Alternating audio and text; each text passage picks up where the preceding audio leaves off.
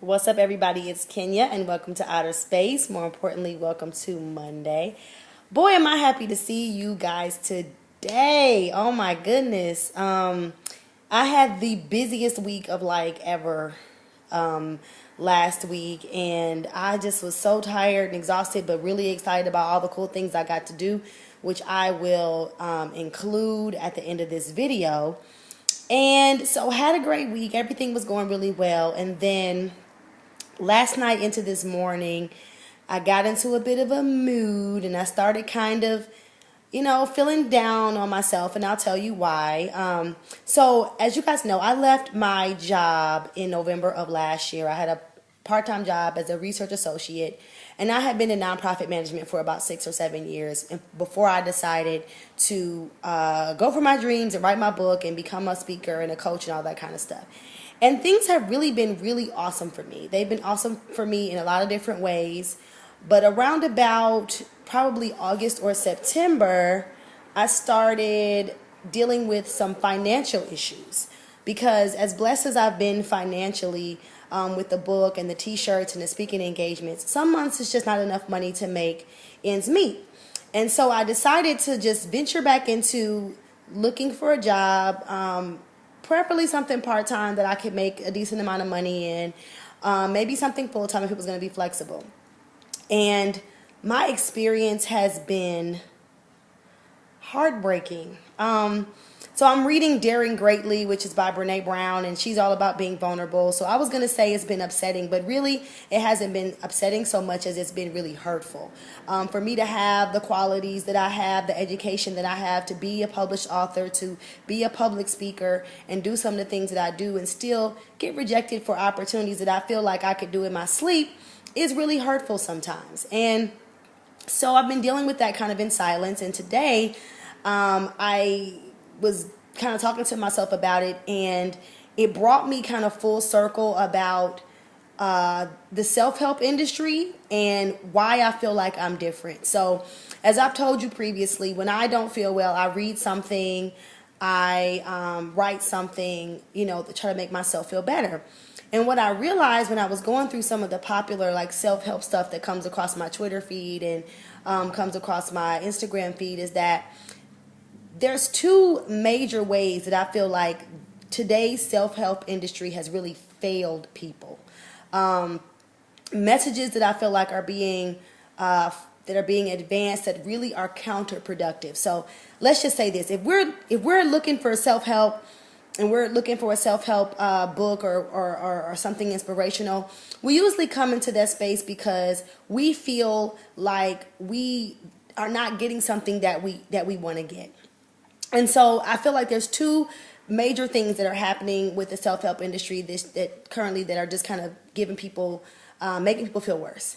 And the first thing is there's this idea that you can control the outcome of your life, right? If you're able to think positive, do positive things, and feel positive, then automatically everything else in your life will end up being positive, right? So when you're not able to, when you're doing all that, when you're controlling the outcome, when you're trying to think positive, do positive things, and get this positivity back, and then you don't see the results that you want, then you don't feel well, right? And you wonder, why am I not happy? So what I have learned over time is happiness is more of a choice than it is an outcome. Happiness is not about your ability to control an outcome. It's not a because of thing, it's an in spite of thing. There is inevitably going to be things in this life that we cannot control. I cannot control whether or not someone sends me back a response to my resume. I cannot control if I email a school that they respond to me and say, yes, Kenya, we want you to come and speak. I can't control that. I can control the effort that I put out, and I can control the energy that I put out, but I can't control what anyone else does. It doesn't matter how much I pray or how much I light candles. People are in control of their own lives the same way that you're in control of yours. So choosing to be happy is more about not attaching your worthiness to whatever someone else's response is, and also trying to remain positive and happy in spite of whatever your situations are. Not because you did some formula of action and thought and words, and then you automatically are going to get a certain response. So I feel like that's something that, self-help industry has failed people in making them believe they can control outcomes. You cannot control outcomes. You can control your attitude, okay? Aside from that, there are going to be things in this life that are hurtful and painful, and it's okay for you to be hurt, and it's okay for you to be in pain, and it's okay for you to be angry. It's okay for you to be wherever it is that you are in that moment, but understand that you can make a choice to feel better, make a choice to do something different and feel something different whenever you're ready, okay? So that's the first thing. Self-help is making people think they can control outcomes. The second thing that self-help is doing is that it's almost creating if you cannot do what you think you should be able to do, then it's your fault, right?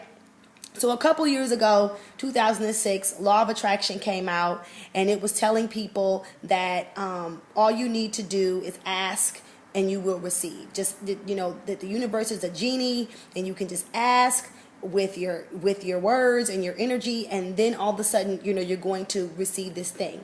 So what's become disappointing is that, what if people feel like I am asking and I am trying and I am doing the best I can, and I'm still not able to create the results that I want?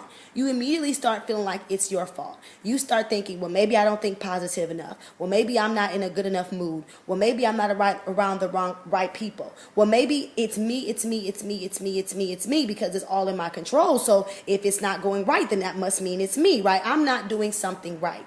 And that's really counterproductive, because at the end of the day, preserving your worthiness and preserving your love for yourself is one of the most important processes of any self-help program. You have got to learn to love and accept you for who you are. And you have to learn to accept you for who you are in the moments when you're not your best self. You're not always going to do it perfect.